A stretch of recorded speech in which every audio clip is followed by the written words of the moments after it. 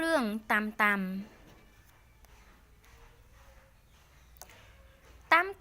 រស់នៅជាមួយម្ដាយគេក្នុងផ្ទះមួយដែលនៅមិនឆ្ងាយប៉ុន្មានពីភ្នំតាមស្រឡាញ់ម្ដាយរបស់គេណាស់ប៉ុន្តែគេមិនចូលចិត្តពេលដែលម្ដាយគេស្ដីប្រដៅឲ្យគេទេនិងមិនចូលចិត្តជួយធ្វើការងារផ្ទះទេជារឿយម្ដាយគេហាមតាំកុំញ៉ាំច្រើនពេកកូនប្រយ័ត្នឈឺពោះពេលខ្លះម្ដាយរបស់តាំប្រើគេឲ្យធ្វើការងារផ្ទះតាំជួយដងទឹកដាក់ពាងផងកូនតាំកុំលែងទឹកភ្លៀងកូនប្រយ័ត្នផ្ដាសាយថ្ងៃមួយតាំចង់ឡើងទៅលេងលើភ្នំដើម្បីគេចចេញពីម្ដាយមួយថ្ងៃដើម្បីកុំឲ្យគាត់ស្ដីបន្ទោសនៅតាមផ្លូវតាំពិតជារីករាយណាស់ប៉ុន្តែពេលដើរចេញបានឆ្ងាយពីផ្ទះបន្តិចគេចាប់ផ្ដើមអស់កម្លាំងនិងគោពោះគ្រូកពេលនោះតាំបានប្រទះឃើញវាលមួយដែលមានពោតយ៉ាងច្រើននៅតាមផ្លូវតាំសប្បាយចិត្តណាស់គេគិតថាលើកនេះគេនឹងញ៉ាំពោតនោះឲ្យច្រើនព្រោះមិនមាននរណាហាមគេទៀតទេប៉ុន្តែក្រោយពីញ៉ាំហើយគេចាប់ផ្ដើមហល់និងឈឺពោះតាំក្តៅពោះនិងនឹកឃើញដល់ពាក្យម្ដាយឃើញទេម៉ែប្រាប់ថាកុំឲ្យញ៉ាំច្រើនពេកម៉ែថាដើរចុះឡើងបន្តិចនឹងបាត់ហល់ហើយក្រោយពីសម្រាកបន្តិចតាំបាត់ហល់ហើយប៉ុន្តែគេនៅមិនទាន់ចង់ទៅផ្ទះនៅឡើយទេដូច្នេះគេក៏បានបន្តដំណើរទៅមុខទៀតដើរបានបន្តិចស្រាប់តែតាំស្រេកទឹក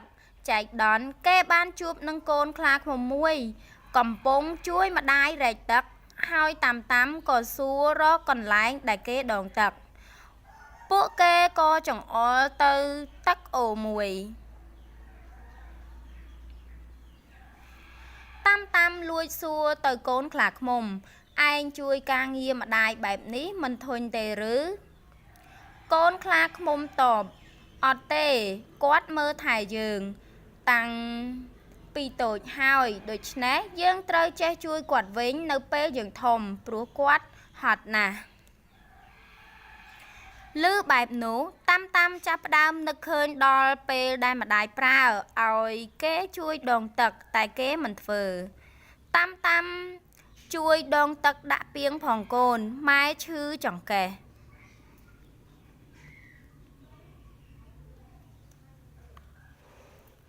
កូនខ្លាឃ្មុំក៏ចេញទៅបាត់ក្រោយពីផឹកទឹករួចតាំក៏នៅតែមិនទាន់ចង់ទៅផ្ទះ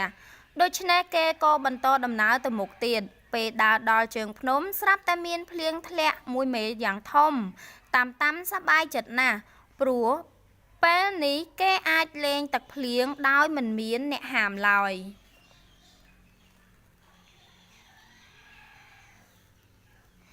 តាំលេងទឹកភ្លៀងមួយស្របក់រហូតដល់ឆ្អែតប៉ុន្តែ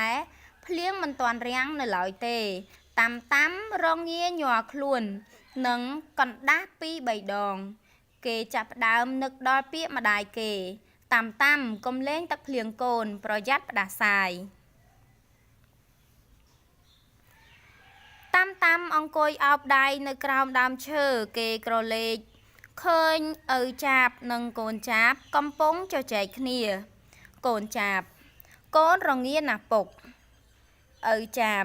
ចាំពុកបាំងភ្លៀងកុំឲ្យរងាកូនឃើញបែបនោះតាំនឹកដល់ម្ដាយគេជាខ្លាំង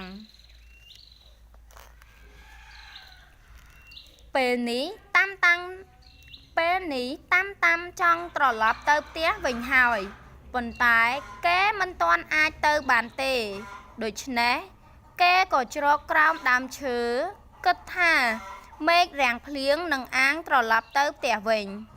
ពេលនោះគេក៏បានឮសំឡេងស្រែកហៅឈ្មោះគេល្វើយដោយសារតាំហត់ពេក